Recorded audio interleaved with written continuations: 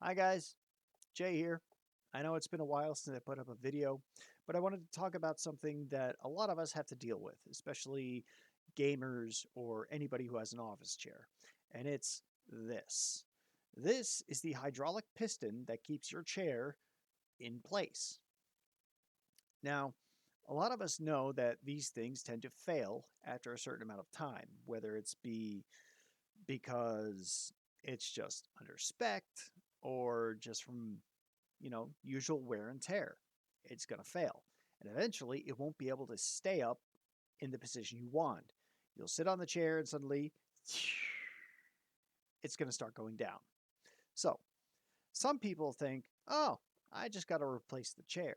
But if you don't feel like spending the amount of money to replace the chair, you can get a replacement one of these on Amazon for about $20 to $30. So it's not really that expensive.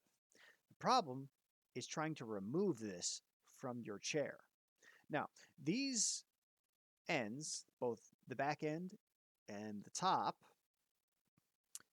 are not held in by screws. They're held in by what's known as a compression fit, meaning that the weight that you put on the chair will shove this into position and hold it there. Now, anyone who's tried to replace these in the past has probably looked up videos on YouTube about how to remove these, and they make it look so simple. But the problem is, I feel that they're using chairs that have not been sat on for a while. So, in this instance, this specific piston was removed from my girlfriend's gaming chair that she used for 2 years. And it was very, very difficult to remove until I came up with an, an idea. And it's very simple now that I think about it, but it was something that eluded me for quite a bit of time. And it's the laws of thermodynamics. So, everybody knows, or should know, that as something heats up, it will expand. And as it cools down, it will shrink. It's the same thing with concrete, um, streets, whatever it is. As it heats up, it expands, and as it cools down, it shrinks. So that is how we got this sucker out of her chair. So, first thing you're going to do, you're going to want to get one of these. Now, this is an ice pack that is designed to be wrapped around something. Now, you can find these in any pharmacy. This could be a Rite Aid, a CVS, Walgreens, doesn't matter. You could probably even find it in a grocery store. But the idea is this is designed for like when you have a leg injury or something and you need to wrap it around the affected area. So it's flexible and it serves our purposes very well. So, the first thing you want to do, you take your chair, flip it on its backside. Now, I wish I had pictures, but unfortunately, I don't. So, you're just going to have to follow with me. So, you flip it on its backside. Now, this is the first spot you have to do.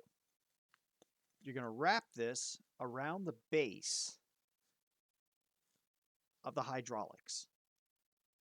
And you have to make sure that this ice pack is frozen, really, really cold. You wrap it around and you give it about, I'd say 30 seconds or so. And then you take my other friend, a rubber mallet, and you smack the base really, really hard. Now, as long as your chair is on a surface that's not going to stop it from moving, this whacking should knock it out. If you have someone to work with, they can hold on to the wheelbase and actually pull on it as you're smacking this. Now, the reason you want to use a rubber mallet is because you want to cause as little damage as possible to not only to the bottom of the cylinder, because if the bottom of the cylinder gets cracked, I can't guarantee what's going to happen. Now, once you get the wheelbase off, the next part is trying to get the top portion of the piston out of the chair itself. Now, because there's no weight on it, what you want to do is you want to hit the lever to extend the piston as far as it can go.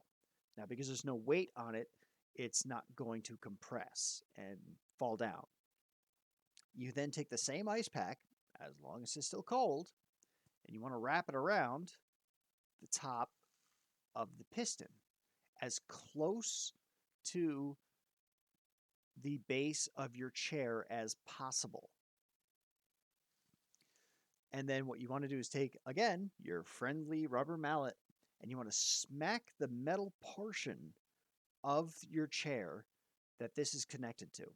Now, you don't want to smack right on it, you want to smack around it. Now, if you're still having a problem getting this off, what I do recommend is to unscrew the base plate on the bottom of your chair that this is stuck in. Remove it from the chair itself. This way you're not causing any damage to the chair. You then want to put this in a spot where you can exert weight on the base plate. And then, again, with your ice pack, you want to make sure this piston gets as cold as possible. That will shrink it. Then you give it a couple of whacks, and bam, pops right out.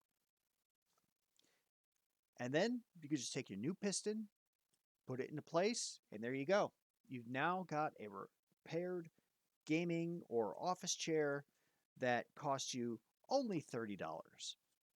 Now, the only issue with this is that not all office and gaming chairs are built the same.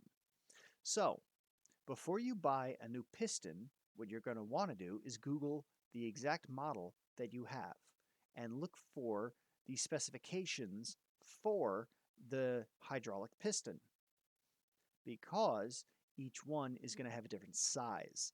Some chairs, if the manufacturer really wants to be mean, will go out of spec. So you could possibly buy a replacement hydraulic lift that won't fit in your chair. So, with that in mind, as long as you buy one that's going to fit your chair and you follow these instructions, you should have a much easier time removing it. And hopefully, you can repair your chair instead of having to spend $300 to replace it. Once again, I'm Jay. Have a good evening.